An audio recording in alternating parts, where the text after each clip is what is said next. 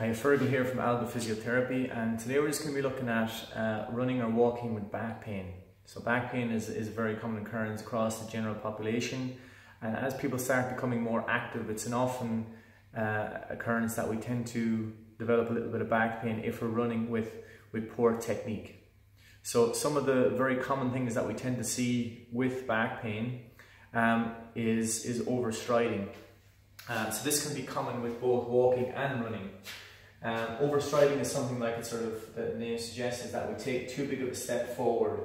So taking too big of a step forward tends to bring our knee over the midline of our foot, so we bend our knee way too much, and we have to lean forward from the hips to try and help ourselves to balance that a little bit more. So with a big stride length, the knee tends to bend, and then again that can lead to that little bit of stress on the back. This is also quite common with low heel lift. So like I said when we were talking about our ideal running pattern, we want to allow our heels to cycle back. We want to allow that motion of cycling the heel back so that we can land with that foot closer to the other leg. So if we are leaning forward or if we're overstriding, then that tends to restrict our ability to actually do that and start using our glute muscles from there.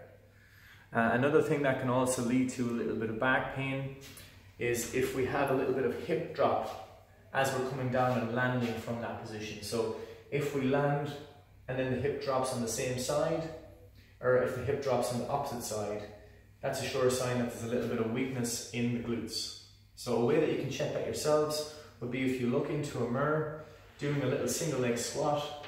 If your knee starts deviating across on the inside, or if you can actually sustain the knee coming down over the midline of the foot, well then just the muscles around the glutes are probably strong enough to be able to sustain that without your hips deviating across or the pelvis losing their stability.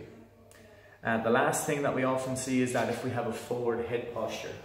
So if we're leaning forward or if we're looking down at the ground, that often brings us into leaning forward or tend to tensing our back a little bit more.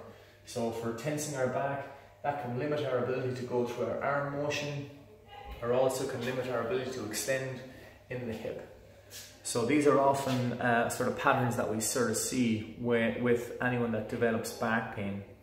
So if you're noticing that, go out with a run with a friend or go walking with a friend so they can try and just see how your posture is looking.